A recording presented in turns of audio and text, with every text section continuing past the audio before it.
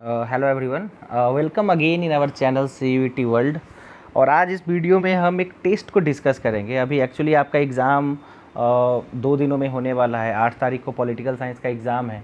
बहुत सारे स्टूडेंट हैं, हमने एक्चुअली बहुत सारे स्टूडेंट से बात भी करी, मीटिंग करी, तो वहाँ से हमें पता चला कि अभी जो एग्ज़ाम होने वाला है उसमें आपको जो अटेम्प्ट करने हैं क्वेश्चन, ठीक है। क्योंकि अब देखो, आपने जो भी पढ़ रखा है अभी तक, लाइक आपने 6 महीने से जो भी तैयारी की है, जितना भी रिवाइज़ किया है, ये सब काम तभी आएगा जब आप एग्ज़ाम में बहुत ज़्यादा कंट्रोल करके और ज़्यादा पैनिक ना करके, और उस 2 घंटे का कैसे इस्तेमाल करते हो या जो भी टाइम आपको वहाँ मिलता है, और निगेटिव क्वेश्चन को आप कैसे पॉइंट ऑफ व्यू में रखते हो कि ऐसे क्वेश्चन हमें पहले अटेम्प्ट करने हैं, जो क्वेश्चन आपको पूरा पूरा आता है, ठीक है। तो उसी पॉइंट ऑफ व्यू को रख के मैंने ये वीडियो बना रहा हूँ। और चलो सबसे पहले हम क्वेश्चन की तरफ चलते हैं। पहला क्वेश्चन है कि right given in the constitution are called fundamental right because.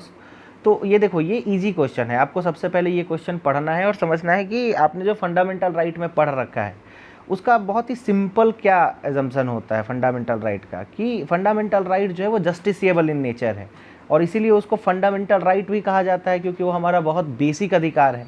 तो ऑप्शन यहाँ पे आपको बहुत ही सिंपली एलिमिनेट करके आप यहाँ पे डी ऑप्शन लगा सकते हो कि they can be enforced and safeguarded by the courts. उसको कोर्ट जो है सेफ गार्ड करती है। तो आपको यहाँ से आर्टिकल 32 फिर याद आ जाएगा कि कौन कौन से रिट पिटीशन है, ठीक है। तो इस टाइप से आपको सबसे पहले जो इजी क्वेश्चन है उसको चुन के और सॉल्व कर लेने हैं। दूसरी क्वेश्चन को देखते हैं कि article 32 stand suspended during emergency under which article. कौन से आर्टिकल के दौरान, मतलब आर्टिकल 32 जो है वो सस्पेंड हो जाता है। तो इमरजेंसी प्रोविज़न आपने अगर अच्छे से पढ़ा है तो आपको पता है 3 प्रकार की इमरजेंसीज होती है, आर्टिकल 352, आर्टिकल 356 और आर्टिकल 360। तो 3 इमरजेंसी का प्रोविज़न आपको अच्छे से, क्योंकि ये बेसिक क्वेश्चन है, इसको आप गलत नहीं कर सकते, है ना। तो आर्टिकल 359 होगा, ये भी मुझे लगता है इजी क्वेश्चन है, क्योंकि यहाँ आप आर्टिकल 356 आराम से एलिमिनेट कर दोगे, क्योंकि वो तो खुद में एक क्या है, इमरजेंसी है। आर्टिकल 360 आप एलिमिनेट कर देगो, आर्टिकल 362 का कोई मतलब नहीं बनता। तो आर्टिकल 359 जो है उसके मतलब उसको यूज करके आर्टिकल 32 को सस्पेंड कर दिया जाता है। राइट टू प्राइवेसी जो है वो कौन से आर्टिकल के अंदर है, तो आपको पता है आर्टिकल जो 21 है, राइट टू लाइफ, उसका इंटरप्रिटेशन बहुत ही ब्रॉड है और उसके अंदर बहुत सारे आर्टिकल्स आ जाते हैं, बहुत सारे मतलब प्रोविज़न आ जाते हैं, राइट्स आ जाते हैं। तो ये भी इजी का क्वेश्चन है। आगे बढ़ते हैं। Freedom of expression is included in the article. Freedom of expression तो ये तो बिल्कुल ही आपको बनाना चाहिए। आर्टिकल 19 आपको जो अलग अलग फ्रीडम्स की बात करता है इसमें। Suspension of fundamental right during emergency is borrowed from which constitution. हमारे यहाँ पे जो आपातकाल की स्थिति में फंडामेंटल राइट ख़त्म हो जाते हैं, ये हमने कौन से कॉन्स्टिट्यूशन से लिया है, तो ये जर्मन के कॉन्स्टिट्यूशन से लिया है। अगर आपने ढंग से ये जो हमारे कॉन्स्टिट्यूशन के पार्ट है वो हमने कहाँ से बोरो किए हैं, ये अगर आप जानते हो, पढ़ रखे हो, तो ये क्वेश्चन बहुत ही आसान है। फंडामेंटल राइट्स हमने कहाँ से लिए, ड्यूटीज़ कहाँ से लिए, डायरेक्टिव प्रिंसिपल कहाँ से लिए, पार्लियामेंट्री फॉर्म ऑफ गवर्नेंस कहाँ से लिया। तो ये सब क्वेश्चंस जो है वो एकदम ईजी है, जो बन जाने चाहिए आपसे। तो ये क्वेश्चन तो आपको अटेम्प्ट करना ही करना है। 6 देखते हैं, 6 number question, concurrent list was adopted from. तो कंकरेंट लिस्ट जो है वो ऑस्ट्रेलियन कॉन्स्टिट्यूशन से हमने लिया है, ये भी इजी क्वेश्चन है। 7 देखते हैं, इक्वलिटी बिफोर लॉ। अब देखो, इसमें 2 पोर्शन है आर्टिकल 14 के अंदर में, इक्वलिटी बिफोर लॉ और इक्वल प्रोटेक्शन ऑफ लॉ। तो इक्वलिटी बिफोर लॉ हमने ब्रिटेन से लिया था और इक्वल प्रोटेक्शन ऑफ लॉ हमने अमेरिका से लिया था, तो ये भी आपका गलत नहीं होना चाहिए। 8 नंबर क्वेश्चन देखिए, which article of the constitution of India empower the president to take over the administration of a state on the basis of. तो ये सीधा सीधा आपको प्रेसिडेंट रूल या स्टेट इमरजेंसी जिसको बोलते हैं, आर्टिकल 356 उससे पूछा गया है। 9 नंबर क्वेश्चन देखते हैं, India power of amnesty. Amnesty मतलब क्या होता है, माफ़ी, जो पार्डनिंग पावर होता है वो किसके पास है, तो वो प्रेसिडेंट साहब के पास है। 10 नंबर क्वेश्चन देखते हैं, the president rule in state can be continued for a maximum period of, ज़्यादा से ज़्यादा कितने समय तक, तो 3 साल तक जो है वो कंटिन्यू करता है और हर 6 महीने पे अप्रूवल चाहिए। 11 नंबर क्वेश्चन देखते हैं, council of state in India has how many elected member. कितने इलेक्टेड मेंबर होते हैं काउंसिल ऑफ स्टेट में, तो 12 नॉमिनेटेड होते हैं, तो बच गए 238, क्योंकि 250 टोटल स्ट्रेंथ होता है। अभी देखो, एक क्वेश्चन में बहुत बच्चों का कन्फ्यूजन था कि सर अगर ये क्वेश्चन आ जाए कि हाउ मतलब number of nominated, total number of nominated member in Rajya Sabha plus Lok Sabha, तो देखो पहले नॉमिनेटेड मेंबर जो टोटल होते थे वो 14 होते थे, 2 एंग्लो इंडियन होता था, पर वो अमेंडमेंट करके उसको हटा दिया गया, तो अब मात्र 12 मेंबर ही होगा, तो आपको आंसर 12 करना है।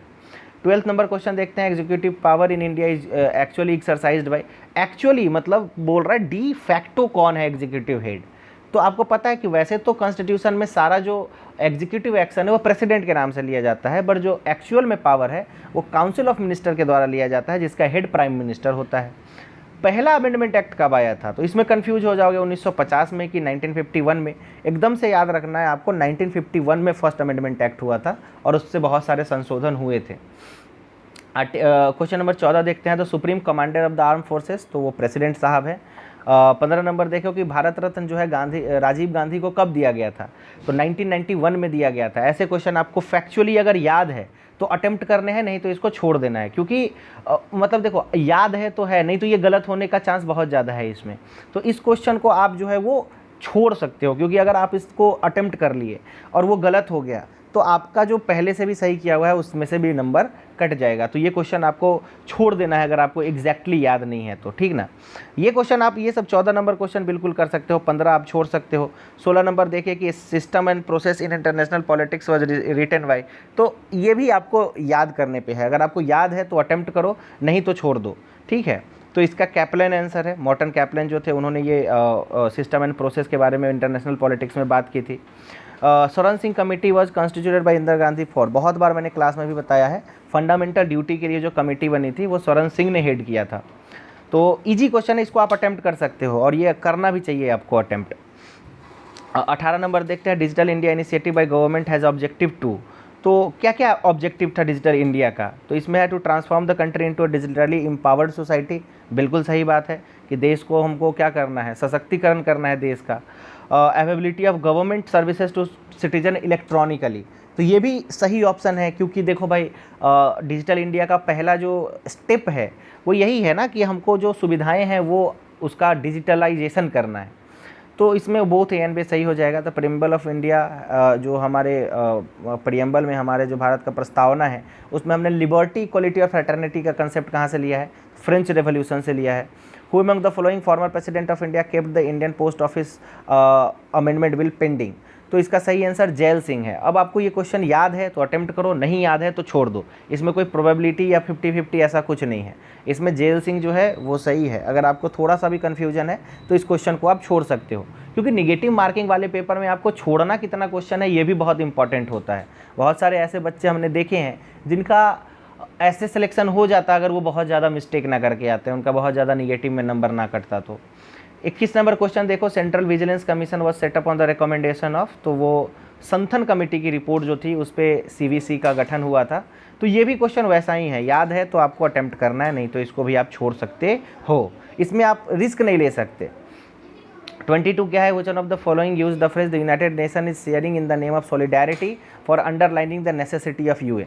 अब देखो ये क्वेश्चन थोड़ा डीप में जाके पूछा हुआ है, ठीक है, यूनाइटेड नेशन के बारे में। तो ऐसे क्योंकि ये क्वेश्चंस रिपीटेड हैं, ये क्वेश्चन पहले नेट जेआरएफ के पेपर में आ चुके हैं, इसीलिए मैं चाहता हूँ कि अगर आपने नेट जेआरएफ बहुत अच्छे से किया होगा तो आप इस क्वेश्चन को अटेम्प्ट कर सकते हो। इसका आंसर बी, डैग हैमर्स जोल्ड है, तो इसका सही आंसर बी है। 23 नंबर क्वेश्चन देखते हैं, ombudsman in Sweden can take the following action. Ombudsman का मतलब क्या होता है कि मतलब जहाँ पे आप जाके कंप्लेन करते हो कोई भी चीज़ के खिलाफ, तो सबसे पहले स्वीडन में आता है। एक क्वेश्चन तो आपका यहाँ से ये निकल गया कि सबसे पहली बार अम्बड्समैन का जो है वो कंसेप्ट कहाँ आया था, वो स्वीडन में आया था।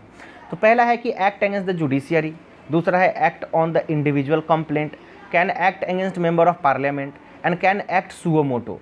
तो इसका सही ऑप्शन क्या होगा, सही ऑप्शन इसका देखो यहाँ पे लिखा हुआ है 2 और 4। तो 2 और 4 जो सही ऑप्शन है वो क्यों है, देखो सबसे पहले जुडिशियरी के अगेंस्ट अम्बड्समैन का इस्तेमाल नहीं होता है, वो इंडिविजुअल कंप्लेंट के रिगार्डिंग होता है, और पार्लियामेंट के मेंबर के खिलाफ भी नहीं हो सकता। तो दो अगर मतलब आपको मान लो एकदम बिल्कुल भी नहीं पता है तब तो आप ये क्वेश्चन को छोड़ सकते हो, नहीं तो अगर आपको पता है कि 2 तो सही ही है तो अब देखो 2 सब में है तो इलिमिनेट आप यहाँ पे कर नहीं पाओगे। पहला आपको अगर पता है कि फर्स्ट जो है वो तो नहीं होगा तो आप 2 ऑप्शन एलिमिनेट कर देते, बी और सी, ठीक है। फिर भी आपको पता होना होगा कि 4th नंबर ऑप्शन जो है वो सही है कि नहीं है। तो कैन एक्ट सुओ मोटो कहने का मतलब कि स्वतः कार्रवाई कर सकता है, बिल्कुल कर सकता है, तो 2 और 4 जो है वो राइट आंसर हो जाएगा।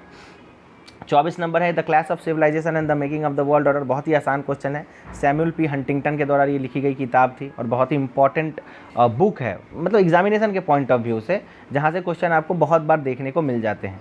25 नंबर क्वेश्चन है what is the bill called that contain all the demands voted by Lok Sabha and consolidated fund charge. उसको एप्रोप्रिएशन बिल कहा जाता है। वोट ऑफ डिमांड अलग होता है, फिजिकल पॉलिसी बिल अलग होता है, फाइनेंस बिल अलग होता है। तो ये क्वेश्चन आपको अगर याद है तो आप करो, अदरवाइज इसको भी आप स्किप कर सकते हो, लेकिन ये क्वेश्चन करना जरूरी है क्योंकि ऐसे क्वेश्चंस को अगर आप छोड़ोगे तो हो सकता है कि आपको JNU जैसी यूनिवर्सिटी ना मिले, क्योंकि अभी तक पढ़ लेने का अगर आपने अच्छे से रिवाइज कर रखा है, कॉन्स्टिट्यूशन पढ़ रखा है, तो ये सब क्वेश्चंस बनने वाले हैं। 26 नंबर क्वेश्चन देखिए, money received by government of India under state provident fund is credited to. किस में क्रेडिट होता है? अगर स्टेट प्रोविडेंट फंड ऑफ के से पैसा अगर आया है तो सरकार ने लिया है तो वो पब्लिक अकाउंट में ट्रांसफ़र होता है। 27 नंबर है the doctrine of class struggle is central to the understanding of class struggle की बात आ गई तो मार्क्सिज्म जो है वो बिल्कुल ही राइट आंसर हो जाएगा आपका। Who wrote that class conflict is the real driving force of human history. कौन बोला था कि कास्ट क्लास, तो मार्क्स ही बोले थे, क्लास कन्फ्लिक्ट की बात सबसे ज़्यादा मार्क्स ने की है। Theory of surplus value is discussed by Marx in his major work.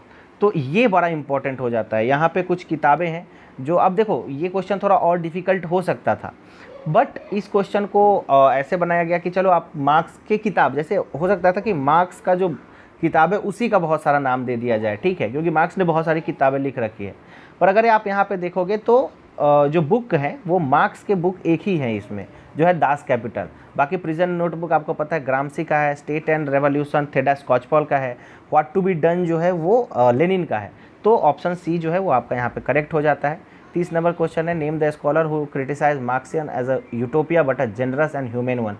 तो सवाइन ने बोला था, और ये क्वेश्चन बड़ा इंपॉर्टेंट है, आपको एकदम से याद होना चाहिए ये क्वेश्चन, क्योंकि सवाइन बहुत सारे स्कॉलर्स पे, बहुत से जैसे कार्ल पोपर हो गए, सवाइन हो गए, तो इन लोगों का क्या है कमेंट्री है अलग अलग, लाइक प्लेटो पे है, मार्क्स पे है।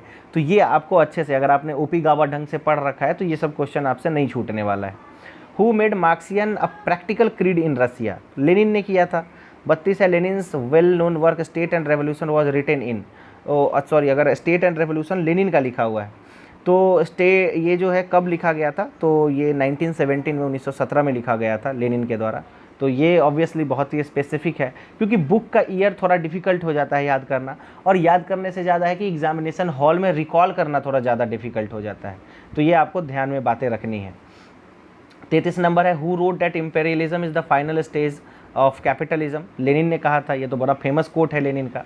34 नंबर है who describe the communist party as a revolutionary vanguard of proletariat.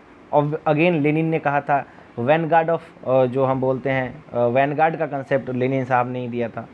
Who wrote that non violence is the heart of our religion. तो गांधी जी ही नन वायलेंस के पक्षधर थे, बाकी ऑप्शन जो है वो आप आराम से एलिमिनेट कर सकते हो। 36 नंबर क्वेश्चन कहता है which method was regarded by Gandhi ji as a complete effective and bloodless substitute to armed revolt. तो वह सिविल डिसोबीडियंस। जब आप सिविल डिसोबीडियंस करते हो तो आपको आर्म्ड रिवोल्ट की ज़रूरत नहीं पड़ेगी। 37 नंबर है who characterised Gandhian principle of ahimsa as a positive and dynamic method of action. किसने कहा था? नेहरू साहब ने कहा था। तो ये कमेंट्रीज़ हैं जो आपको प्रीवियस ईयर क्वेश्चन से मिलेंगी। अगर ये पता है तो आप लगाओ, नहीं तो इस क्वेश्चन को आप स्किप कर सकते हो। गांधी आइडेंटिफाई राम राज एज, तो किंगडम ऑफ गॉड के बारे में उन्होंने कहा था। डेमोक्रेसी, कम्युनिस्ट, क्योंकि वो बहुत ज़्यादा कम्युनिस्ट स्टेट के भी पक्षधर नहीं थे, मेनली उनका था कि किंगडम ऑफ गॉड से रिलेटेड था। 39 नंबर क्वेश्चन देखते हैं कि दो यहाँ पे है स्टेटमेंट अजर्सन एंड रीजनिंग, और इसमें बहुत सारे स्टूडेंट को दिक्कत होती है तो इसको मैं इसमें एक्सप्लेन करता हूँ। अजर्सन कहता है कि iron law of oligarchy establish that ultimate decision making in all democratic organization including the political parties is done by few leader और अ स्मॉल इलीट ग्रुप। तो आयरन लॉ ऑफ ओलिगार्की जो है वो इलिटिस्ट थ्योरी जो है Robert Michel का ये concept है। तो इसमें वो कहते हैं कि देखो डेमोक्रेसी जो है ना, वो चाहे डेमोक्रेसी हो या कोई भी फॉर्म ऑफ गवर्नमेंट हो या कोई भी डेमोक्रेसी है, जो फाइनल डिसीजन होता है ना वो कुछ ही लीडर लेते हैं। इसमें रोटेशन ऑफ इलीट्स का भी कंसेप्ट है, ठीक है, पेरेटो, मॉस्का, रॉबर्ट मिशेल, ये सारे इलिटिस्ट थ्योरिस्ट है। मतलब इलीट जिन्होंने ये कहा है कि स्टेट का जो डिसीजन मेकिंग है वो मोस्ट ऑफ द टाइम जो है वो जो कुछ इलीट हैं उनके हाथ में ही होता है। तो अजर्सन बिल्कुल सही है। रीज़न क्या है? Decision making is very complex process which necessarily involves role of few who function on behalf of many. तो ये रीज़न ये कहता है कि डिसीजन मेकिंग जो है वो बड़ा कॉम्प्लेक्स प्रोसेस है, और इसमें क्या होता है कि सारे लोग कैपेबल नहीं होते हैं डिसीजन लेने के, इसलिए कुछ लोग ही डिसीजन ले पाते हैं। तो बिल्कुल सही है, रीज़न भी सही है और दर्शन भी सही है, इसीलिए इसका जो करेक्ट आंसर है वो आपका हो जाएगा A, that both A and R are true and R is the correct explanation of A. अब अजर्सन रीजनिंग में क्या होता है, जो मैंने आपको मतलब बहुत बार पहले भी बताया है, अजर्सन रीजनिंग में क्या होता है कि आपको दोनों स्टेटमेंट पहले देखने होते हैं। अब दोनों स्टेटमेंट जो है ना, हो सकता है कि दोनों स्टेटमेंट सही हो सकता है कि एक सही हो दूसरा गलत हो। तो अगर ऐसा हो गया कि एक सही दूसरा गलत है तो आपका सी और डी में कोई एक हो जाएगा कि A is true, B is false. या अगर ऐसा हो कि ए गलत हो दूसरा सही हो तो ए इज़ फॉल्स। तो ये तो सबसे आसान हो जाता है। दिक्कत तब आती है जब दोनों स्टेटमेंट सही है। देखो मोस्ट ऑफ द केस में अगर मैं बात करूँ तो ऑप्शन ए ही सही होता है, मोस्ट ऑफ द केस की मैं बात करता हूँ। इसीलिए आपको असर्शन एंड रीजनिंग में अगर दोनों स्टेटमेंट सही लग रहे हैं बट आप उसमें कुछ लिंक नहीं बैठा पा रहे हो तो आपको ए ऑप्शन के साथ चला जाना है, अगर उसमें कोई भी रिश्ता है तो। 40 number question again assertion and reasoning का है, कहता है कि military predominant in non western democracy, और सोशल रीज़न ये है, देखो मिलिट्री जो है वो नॉन वेस्टर्न जो कंट्री है उसमें बड़ा इंपॉर्टेंट रोल प्ले करता है। जैसे इंडिया ही देख लो, पाकिस्तान देख लो, तो मिलिट्री का बहुत इंपॉर्टेंट रोल है। तो ये स्टेटमेंट तो सही हो गया। रीज़न ये है कि social fragmentation and cleavage largely contribute to political instability. देखो सोशल जो मतलब प्रिविलेज है ना, सोशल फ्रेगमेंटेशन है ना और क्लीवेज है ना, वो पॉलिटिकल इनस्टेबिलिटी को बहुत ज़्यादा वो करता है। तो ये दोनों स्टेटमेंट सही है, लेकिन मिलिट्री जो है वो प्रीडोमिनेंट है नॉन वेस्टर्न डेमोक्रेसीज में इसलिए क्योंकि सोशल फ्रेगमेंटेशन बहुत ज़्यादा है। ये इसका एक्सप्लेनेशन नहीं है। सोशल फ्रेगमेंटेशन बहुत ज़्यादा है तो इसका और भी बहुत सारा रेपरकशन हो सकता है, ठीक है। मल्टी कल्चरल सोसाइटी डेवलप कर सकती है। जैसे इंडिया की ही बात कर लो तो इंडिया में फिर भी डेमोक्रेसी है ना, तो इसका जो करेक्ट ऑप्शन हो जाएगा कि जो दोनों स्टेटमेंट है वो सही है बट आर जो है वो असर्शन का एक्सप्लेनेशन नहीं है। तो 40 का आंसर बी हो जाएगा। For lock which of the following statement is not true, lock के अनुसार कौन सा निम्नलिखित में से जो कथन है वो सही नहीं है। पहला है कि the state must be constitutional state, तो स्टेट जो है क्या वो कॉन्स्टिट्यूशनल होना चाहिए, पहले इसको देखते हैं। बोल रहा है नॉट ट्रू, सही नहीं है। तो ये तो सही है, लॉक तो बोलते हैं ना कि कॉन्स्टिट्यूशनल स्टेट होना चाहिए। Government must possess discretionary power, तो लॉक का तो नहीं है। लॉक का तो जो कॉन्ट्रैक्ट है भी है वो 2 लेवल पे है, पहले मतलब जो सोसाइटल लेवल पे है और फिर जो स्टेट बनता है उसके लेवल पे है। तो गवर्नमेंट के पास ऐसा नहीं है कि सारा पावर डिस्क्रिशनरी होना चाहिए, नहीं। It is a tolerant state, मतलब जो सही नहीं है वो बोलता है। तो it is a tolerant state, बिल्कुल टोलरेंट स्टेट होना चाहिए। And right to property is not a natural right, नहीं। राइट टू प्रॉपर्टी जो है वो लॉ के अनुसार बहुत ही सैक्रोसेंट और नेचुरल राइट है। तो डी जो है वो सही हो जाएगा, डी नंबर ऑप्शन सही हो जाएगा कि डी गलत है। Right to property is not a natural right गलत है, right to property is a natural right सही होना चाहिए। तो 42 नंबर क्वेश्चन देखते हैं। For Rousseau which of the following statement is not true. अब रूसो का जो पॉलिटिकल थॉट है वो आपको बिल्कुल क्लियर होना चाहिए। रूसो कहते हैं two original instinct that is self love and empathy make ups man's nature, कि वो बोलते हैं कि सेल्फ लव और सिंपैथी जो है वो मैन के नेचर को बनाता है। अब क्वेश्चन देखो क्या बोल रहा है कि नॉट ट्रू, सही नहीं है। सबसे पहले तो आपको क्वेश्चन जब भी पढ़ना है तो ये देख लेना है कि कौन सा स्टेटमेंट सच है, कौन सा स्टेटमेंट सही नहीं है। सॉरी गलती से ये हो गया। मैं बोल रहा हूँ कि आपको सबसे पहले क्वेश्चन पढ़ते समय ये देख लेना है कि कौन सा स्टेटमेंट आपसे पूछ रहा है नॉट ट्रू या कौन सा पूछ रहा है ट्रू क्वेश्चन। तो नॉट ट्रू पूछ रहा है, सही नहीं है। तो पहला है कि the original instinct that is self love and empathy mix of man's nature, ये सही नहीं है क्या? नहीं, ये सही है। A thinking man is a deprived animal, ये सही नहीं है क्या? ये सही है। Family is the only natural society, ये सही नहीं है क्या? ये सही है। और general will is not a group mind, ये सही है, ये सही नहीं है। ठीक है, तो ये सही अगर नहीं है तो डी नंबर जो ऑप्शन है वो सही हो जाएगा। तो only do, general will is not a group mind, ये गलत है। General will is a group mind जो है वो सही होगा। तो इस क्वेश्चन के अनुसार डी नंबर ऑप्शन आपका सही हो जाएगा। अगेन 43 नंबर क्वेश्चन कहता है कि for GS Mill which of the following statement is not true. तो pleasure differs in quality as well as quantity. JS Mill तो कहते ही है ना कि प्लेजर क्वांटिटी और क्वालिटी दोनों अलग अलग होता है। ठीक है, इनका बहुत फेमस थॉट भी है। तो बेंथम को क्रिटिसाइज करते हैं, ये पिग्स फिलॉसफी बोलते हैं कि भाई आप प्लेजर को एक दायरे में नहीं आंक सकते। प्लेजर ऐसा नहीं है कि सब प्लेजर एक जैसा ही है, कि आप आइसक्रीम खा रहे हो और आप पिता बन रहे हो, ये दोनों प्लेजर एक जैसा है, नहीं। आप ज़्यादा आइसक्रीम खा ले रहे हो तो आपको बहुत अच्छा लग रहा है, वो क्वांटिटेटिव प्लेजर हो सकता है। बट आप जब मान लो कि कोई चीज़ अचीव करते हो, कुछ सक्सेस लेते हो, तो वो क्वालिटेटिव प्लेजर भी तो होता है। आप पहाड़ों में जाते हो, फूल को देखते हो, कुछ किसी ब्यूटीफुल चीज़ों को देखते हो, तो क्वालिटेटिव प्लेजर है। तो उन्होंने डिफ्रेंशिएट किया quantity as well as quality में। स्टेटमेंट सही है, तो नहीं होगा ये ऑप्शन सही। Mill makes use of non utilitarian arguments, ये भी सही है, ठीक है। मतलब नॉट ट्रू पूछ रहा है ना, तो नॉट ट्रू में आपका एक ही होगा कि pleasure can be objectively measured. नहीं, मिल ने ये नहीं कहा था, प्लेजर को आप ऑब्जेक्टिवली मेजर नहीं कर सकते। तो डी इज़ दी राइट क्या बोलते हैं उसको, आंसर हो जाएगा यहाँ पे। Arrange the following work of Amartya Sen in chronological order. अब देखो ये कि ऐसे क्वेश्चंस बड़े इंपॉर्टेंट हो जाते हैं। मैंने आपको बहुत बार कहा है कि जितने भी स्कॉलर्स हैं उनके बुक, उनका जो वर्क है उसको आपको डेट के साथ याद रखना है, तभी आप ऐसे क्वेश्चन को बना पाओगे। तो इस क्वेश्चन को आप देख लो, मतलब इसमें सबसे पहले उन्होंने जो है चॉइस वेलफेयर एंड मेजरमेंट लिखा था, फिर उन्होंने इनइक्वालिटी री एग्जामिन्ड लिखा था, फिर उन्होंने डेवलपमेंट एज फ्रीडम लिखा था, और तब जाके आइडिया ऑफ जस्टिस लिखी थी, ठीक है। तो इसका करेक्ट आंसर हो जाएगा डी बी सी ए, 44 का ए नंबर ऑप्शन होगा सही। 45 है, given below are two statement, one labelled as assertion, again assertion and reasoning का है। कहता है अजर्सन कि there was great deal of similarity between ideas of Mazzini and those of Aurobindo. Aurobindo और मजीनी के आइडिया में बहुत सिमिलैरिटी थी, ये स्टेटमेंट सही है। मजीनी जो थे और अरबिंदो जो थे वो बहुत हद तक एक जैसा सोचते थे। Both believe that faith in God was the basis of morality, that politics could not be separated from morality, ठीक है।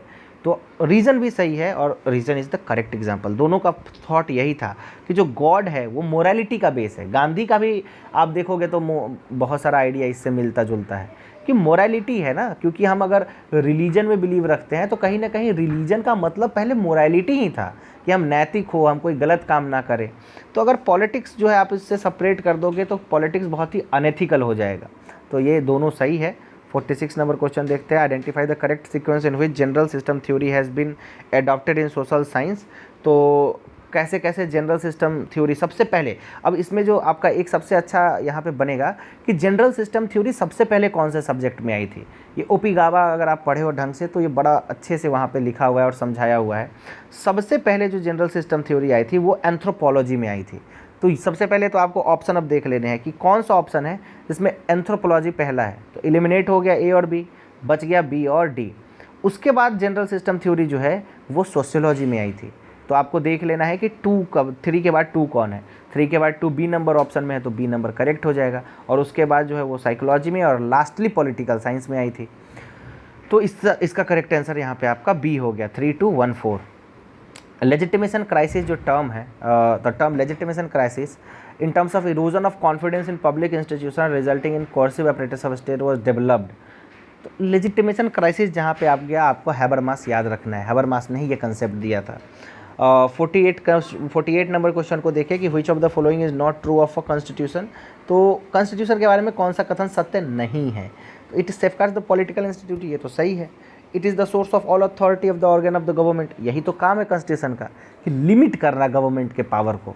सी है it promotes transnational security, नहीं, मतलब ट्रांस नेशनल सिक्योरिटी ये कॉन्स्टिट्यूशन का एज पर कोई मोटा मकसद नहीं है। इट कॉर्पोरेट्स फंडामेंटल लॉज, बिल्कुल सही है। तो करेक्ट ऑप्शन हो जाएगा it promotes transnational security. ये गलत ऑप्शन, मतलब ये गलत स्टेटमेंट है, ये सही नहीं है।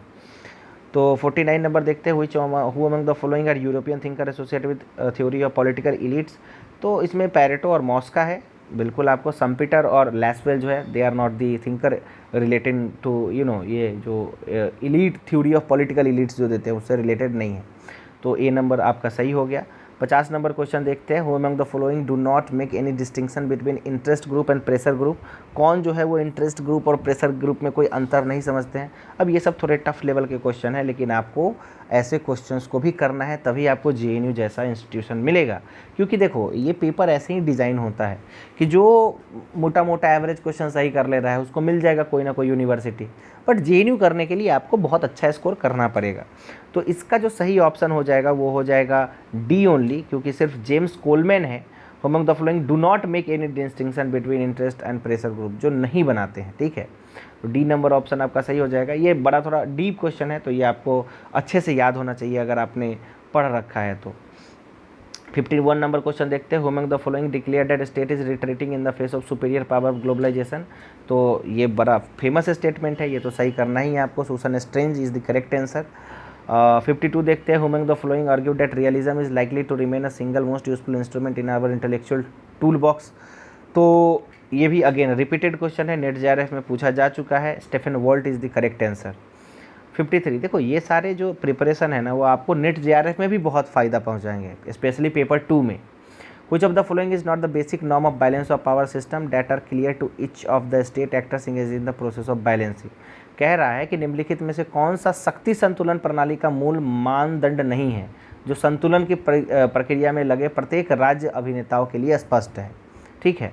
तो देखो, एनी एक्टर और coalition that tries to assume dominance must be constrained. क्या ये सही होगा? नहीं, ये सही नहीं होगा। तो इसका करेक्ट आंसर है negotiating is better than fighting. This is the right answer, कि निगोशिएशन जो है वो युद्ध लड़ने से ज़्यादा अच्छा है, ठीक है। तो उसके बाद देखते हैं 54 नंबर क्वेश्चन, ये मैच ऑफ द फॉलोइंग में है। तो ये देखो, अब इसमें आपको ये देखना है कि आपको कौन सा स्टेटमेंट याद है। अब देखो, ये क्वेश्चन तो चलो मैं अभी पढ़ूंगा नहीं क्योंकि बड़ा क्वेश्चन है ये, पर ये क्वेश्चन सॉल्व करने का मैं आपको तरीका बताता हूँ। देखो, इसमें से हो सकता है कि आपको ना 3 नाम ना पता हो, मैकलेन, मॉर्गेंथो, जॉर्ज, ये जो है आपका बर्गर है, या वैन डाइक है, ये ना पता हो। मॉर्गेंथो का तो पता है, मॉर्गेंथो का आपको पता होगा कि मॉर्गेंथो जो है वो तो सुना हुआ है। तो मॉर्गेंथो का सबसे फेमस डेफिनेशन क्या है, स्टेटमेंट क्या है? तो वो कहते हैं कि पावर को डिफाइन करते हैं as man's control over the mind and action of other man, ठीक है। तो आपको पता चल गया कि बी का तो 3 होगा, और अगर बी का 3 होगा तो यहाँ से आप एलिमिनेट कर लो। अब बी का 3 कहाँ कहाँ है? 2 जगह पे है। तो फिर यहाँ 50-50 का ऑप्शन आता है। 50-50 का ऑप्शन अगर आ रहा है और अगर आप इसमें से कोई एक और जान रहे हो तो आप इसको टिक कर सकते हो। और यार, इस ऐसे क्वेश्चन में आप रिस्क ले सकते हो, क्योंकि आपको पता है 2 तो एलिमिनेट हो गए। तो अगर आपने एक सही कर दिया तो आपके 5 नंबर आ जाएंगे। तो थोड़ा बहुत आपको रिस्क लेना है, तो ऐसे क्वेश्चन में आप 50-50 कर सकते हो। Article 25 of the charter of United nation, ये थोड़ा हार्ड क्वेश्चन है, आता है तो बनाइए, नहीं आता है तो छोड़ दीजिए। All UN members agree to accept and carry out the decision of security council, ये सही होगा आपका। 56 देखते हैं, which of the following has been incorporated into Indian law either fully और पार्शियली। तो इसका करेक्ट ऑप्शन होगा Rome statute of international criminal court. अब ये थोड़ा सा टफ है तो आप इसको स्किप कर सकते थे। Which of the following statement is not correct regarding international criminal court. तो the statue of international criminal court was adopted by United Nation conference on 18 July 1998। ये डेट गलत है, ये डेट कुछ और होगा। तो ये जो ऑप्शन है वो करेक्ट है, ये जो है सो मतलब कि ये स्टेटमेंट सही नहीं है। 58 देखिए, in which year UN general assembly adopted the convention on right to person with disability. ये बहुत बार पूछा जा चुका है, 2006 में हुआ था। तो इम्पॉर्टेंट है, इसको आपको रट लेना है अगर आपको नहीं पता था तो। ये कमिटीज़ से रिलेटेड क्वेश्चन है, पूछ रहा है कि लिस्ट 1 और लिस्ट 2 और में आपको सही करना है। तो टफ टाइप का क्वेश्चन है ये, बोल रहा है कि committee on general assembly committee और यूएन का जो रिलेटेड इशू है थोड़ा अंदर। अब देखो, हर एग्ज़ाम में आपको 5-10 क्वेश्चन ऐसे मिलेंगे ही जो ऐसे होंगे जो एकदम आपको विचलित कर देंगे कि ये तो मेरे से नहीं हो पाएगा। ऐसे क्वेश्चन को देख के अपना एग्ज़ाम का टेम्परामेंट लूज नहीं करना है। ऐसे क्वेश्चन सबको टफ लग रहे हैं। लाइक मैंने 500 स्टूडेंट अभी हमारे मीटिंग में थे, मैंने सबसे पूछा, सबको ये क्वेश्चन, ऐसे क्वेश्चन टफ लगते हैं। तो इसको आप स्किप कर सकते हो अगर नहीं आता है तो। बाकी जो इसमें आपने टेस्ट अगर दिया है, इसका एक बार आप अच्छे से गूगल कर ले इसको और इसको अच्छे से समझ ले। हो सकता है अगर एक क्वेश्चन आ गया तो आप वहाँ पे बना पाएँ, ठीक है। Just wait for a second. उसके बाद 60 नंबर क्वेश्चन है, given below are 2 reason 1 level assertion. वही अजर्सन रीजनिंग का है। End of cold war signified a shift from ideological politics in international relation. सही बात है, कोल्ड वॉर के ख़त्म होने के बाद जो है वो ऐसा कहा जाता है कि लिबरल डेमोक्रेसी जीत गई, कम्युनिज्म हार गई, और religious fundamentalism is posing a threat to security. अब आपको पता है, ये तो सिंपल है, दोनों स्टेटमेंट सही है। सिक्योरिटी को थ्रेट है ही ना टेररिज्म से, तो दोनों का कोई रिलेशन नहीं है। तो इसमें बी नंबर ऑप्शन सही हो जाएगा। Which one of the following is correctly matched about the outcome of. तो ये आउटकम से क्वेश्चन पूछ दिया है, जो 16वां लोकसभा हुआ था उसका। तो अगर आपको याद है तो ठीक है, नहीं याद है तो अब पहले जेएनयू में निगेटिव नहीं होता था तो सब मतलब मार देते थे और तुक्का लग गया तो लग गया, लेकिन इसमें तुक्का तो मारना नहीं है। तो आपको अगर ध्यान है तो ठीक है, नहीं तो ये बड़ा फैक्चुअल और टफ क्वेश्चन है। 62 नंबर क्वेश्चन देखते हैं कि ये बुक और ऑथर से है। तो बुक और ऑथर के बारे में तो मैं यही बताऊंगा कि भाई अगर बुक एंड ऑथर आपने अगर नेट जेआरएफ के पेपर से अच्छे से नहीं किया है तो बड़ा प्रॉब्लम करने वाला है आपका। जिसमें देखो इसमें बहुत सारे बुक्स हैं और ऑथर्स हैं जो आपने एकदम सुने होंगे, जैसे क्रिस्टोफर जेफोरलेट है, तो उनका बहुत ही इम्पॉर्टेंट किताब है जो इंडिया साइलेंट रेवोल्यूशन करके है, वो उनका बहुत इंपॉर्टेंट किताब है, तो वो आपको एकदम याद ही होना चाहिए। और अगर आप देखो, अगर आप सी का 4 कर दोगे तो सी का 4 में आपका 3 ऑप्शन आता है, तो ये क्वेश्चन टफ है, आप एलिमिनेट नहीं कर सकते, तो आपको पता होना चाहिए। अब स्टेट पॉलिटिक्स इन इंडिया किसका लिखा हुआ है, ये भी बहुत फेमस किताब है। स्टेट पॉलिटिक्स इन इंडिया जो है वो कौन से ऑथर का लिखा हुआ है, फेमस किताब है और फेमस ऑथर है, मैरन विनर का लिखा हुआ है ये। तो अगर आपको बी का 1 पता हो तब आप अटैम्प्ट ले सकते हो, बी का 1 आपको पता चल गया, सी का आपको 4 पता चल गया, तो बी का 1 सी का 4। अब देखो ये भी दो दो ऑप्शन में है, तो आपको पूरा पूरा इसमें पता चलना ही पड़ेगा, क्योंकि ये थोड़ा इजी भी है ना, क्योंकि पॉल आर ब्रास की किताब है, तो ब्रास की किताब बहुत फेमस है। आर एम जेनकिंस हो सकता है आपने कम सुना हो, बट ब्रास, क्रिस्टोफ जेफरलॉट और मैरन विनर की किताबें आपको पता है। इसका करेक्ट ऑप्शन ए होगा, क्योंकि पॉल आर ब्रास जो है उन्होंने किताब लिखी थी language, religion and politics in north India, उनका नॉर्थ इंडिया पे काम था। तो अब तो खैर ए नंबर ऑप्शन सही हो जाएगा, लेकिन ये थोड़ा टफ क्वेश्चन था क्योंकि इसमें आपको पूरा पता होना चाहिए। बहुत बार ये होता है कि अगर आपको 1 या 2 पता है तो आप एलिमिनेशन के मेथड से पहुंच जाओगे सही आंसर पे। 63 देखिए, which of the following pair is not correctly matched, तो रजनी कोठारी कांग्रेस सिस्टम, ये तो सही है। Yogendra Yadav the third electoral system, सही है। Paul Brass disintegration of Congress organisation, ये भी सही है। James Manor post Congress polity, नहीं ये गलत है, तो ये करेक्ट हो जाएगा आपका। Who among the following wrote in context of society today the caste system and much that goes with it are wholly incompatible, reactionary, restrictive and barriers to progress।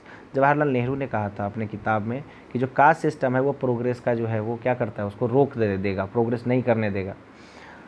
65 है, consider the following statement about lower court, identify the false statement. ठीक है, तो ये question वैसे हैं जिसमें आपको अच्छे से पढ़ रखा है, ये थोड़ा डीप टाइप का क्वेश्चन है, तभी आपको इसको अटेम्प्ट करना है, नहीं तो अटेम्प्ट नहीं करना है, क्योंकि बहुत सारे इसमें स्टेटमेंट ऐसे हैं जिसको आप जानते ही नहीं हैं। ठीक है, तो मैं देखो इस डिस्कशन का मेन एम मेरा यही है कि मैं आपको ये बताना चाह रहा हूँ कि एग्ज़ाम में जो वो 2 घंटा है ना, उसमें आपको कैसे दिमाग लगा के क्वेश्चन सॉल्व करना है या क्वेश्चन छोड़ना है। क्योंकि हमने भी एग्ज़ाम दिए हैं, हमने जेएनयू के एग्ज़ाम दिए हैं, जेआरएफ दिए हैं, पीएचडी के एग्ज़ाम दिए हैं, और उन सब एग्ज़ाम का अगर मैं आपको एक्सपीरियंस बताऊं तो यही था कि वो 2 घंटे या 3 घंटा बहुत मायने रखता है। मतलब फ़र्क बहुत नहीं पड़ता ज़्यादा कि आपका रिवीजन का लेवल, ऑब्वियसली पड़ता है क्योंकि रिवीजन से ही तो सारे क्वेश्चन सॉल्व होंगे, लेकिन आपने बहुत अच्छे से रिवाइज किया है, सब अच्छा किया है, लेकिन बहुत सारे स्टूडेंट ऐसे होते हैं जो एग्जामिनेशन में जाके गलत करके आ जाते हैं, और वो सबसे ज़्यादा बुरा लगता है। जब आप एग्ज़ाम से बाहर निकलोगे सोचोगे कि अरे ये तो मैं सही कर सकता था, गलत कर दिया। तो मैं वो बहुत बता रहा हूँ कि एग्ज़ाम का टेम्परामेंट आपका बड़ा क्लियर होना चाहिए। 66 नंबर क्वेश्चन देखते हैं, बुक एंड ऑथर से है। ठीक है, the art of judgment, understanding public policy, the new science of management, personality और ऑर्गेनाइजेशन, ये पबैट से क्वेश्चन आ गया। देखो चांसेस तो कम है पबैट से क्वेश्चन आने के, बट हमने जो बहुत ज़्यादा रिपीटेड क्वेश्चन पूछे गए थे, ऐसे क्वेश्चंस नेट जेआरएफ में आपको मिल जाएंगे जहाँ पे बुक एंड ऑथर से पब्लिक एडमिनिस्ट्रेशन में क्वेश्चन पूछा गया है। तो ये क्वेश्चन आप देख सकते हो, अगर आपको आता है तो ठीक है, नहीं तो छोड़ सकते हो ऐसे क्वेश्चन को। पब ऐड अगर मैं देखूँ, पब ऐड का लेवल ज़्यादा नहीं रहेगा आपके सीयूईटी में, हो सकता है 1-2 क्वेश्चन आ जाए, बट चांसेस है कि क्वेश्चन नहीं हो, क्योंकि सिलेबस का वो पार्ट था नहीं। पब्लिक अकाउंट कमेटी में 22 मेंबर है, कहाँ कहाँ से हैं, ये बड़ा इंपॉर्टेंट क्वेश्चन है और बार बार पूछे जाने वाला टाइप का क्वेश्चन है। 15 लोकसभा से 7 राज्यसभा से, याद होना चाहिए, ये गलत अगर आप करते हो तो दिक्कत है फिर। 68 देखते हैं, horizontal group of specialise activities attend in an organisation that is, तो वो डिसेंट्रलाइज्ड में होता है ना, डिसेंट्रलाइज्ड अगर ऑर्गेनाइजेशन है तो उसमें आप अलग अलग स्पेशलाइज्ड एक्टिविटी कर सकते हो। 69 है कि राइट टू इन्फॉर्मेशन के बारे में है स्टेटमेंट कि कौन कौन सा इसमें कथन जो है वो सही है। तो इसमें जो कथन सही है वो ए और डी है, 2005 में आया था और ये सिर्फ इंडियन सिटीजन को अवेलेबल है, बाकी दोनों कथन गलत है। Which of the following is not included as a cause of disciplinary action against public servant by LT Voigt, तो लॉन्ग अब्सेंस फ्रॉम ड्यूटी जो है वो सही ऑप्शन है। खैर आप अभी इसको स्किप कर दो पब ऐड के क्वेश्चन को, क्योंकि हो सकता है कि इसके आने के चांसेस बहुत कम हैं। ठीक है, तो ये भी पब ऐड का है, ये भी पब ऐड का है।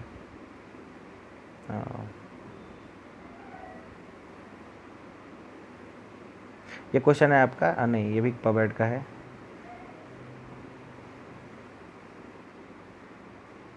ठीक है, तो पबेड के क्वेश्चन मैं अभी नहीं डिस्कस कर रहा हूँ, ठीक है। बाकी क्वेश्चन जो थे हमने डिस्कस किए हैं, और हमारा सार यही निकल रहा है इस पेपर से। अब देखो इस पेपर में आपको बहुत इजी क्वेश्चन भी लगेंगे, ऐसे क्वेश्चन भी लगेंगे कि आपको देख के लगेगा कि सर ये तो बहुत इजी है, ऐसे क्वेश्चन भी लगेंगे कि सर ये तो बहुत टफ है। तो ये मीडियम जो होता है पेपर का, जो रेंज होता है ना, वो ऐसा ही होता है।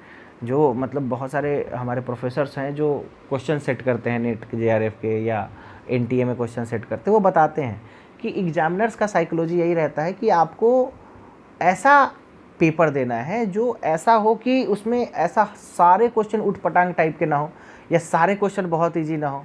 कुछ क्वेश्चन का लेवल हार्ड रखना है, कुछ का मीडियम रखना है, कुछ का बहुत ईजी रखना है। अब आपको ये करना है कि आप ईजी क्वेश्चन गलत ना करें, अगर उसमें गलती कर दी तो फिर तो आप रेस से बाहर हो गए। बचता है फिर मीडियम और जो बहुत टफ है। तो अगर आपको अच्छा इंस्टीट्यूट लेना है, जेएनयू लेना है, तो आपको मीडियम रेंज के क्वेश्चन सही करने होंगे, ठीक है। और अगर टफ़ कर दिया तो हो ही गया, लेकिन मीडियम तक के क्वेश्चन आपको पूरे सही करने होंगे, और जो बहुत टफ़ है उसको आप स्किप कर सकते हो। तो इस वीडियो में इतना ही हमारे तरफ से जो हो पा रहा है, क्योंकि अब आपके एग्ज़ाम का ज़्यादा दिन बचा नहीं है, हम चाहते नहीं हैं कि अब आप ज़्यादा इन सब में इन्वॉल्व हो। तो ये जो हमारा वीडियो था, इसमें हमने कोशिश की कि आपको हम एग्ज़ाम का जो टेम्परामेंट है उसके बारे में थोड़ा बताएं। So thanks for watching this video. अगर आपको वीडियो अच्छा लगा है तो वीडियो को लाइक कर दें, चैनल को सब्सक्राइब कर दें। धन्यवाद।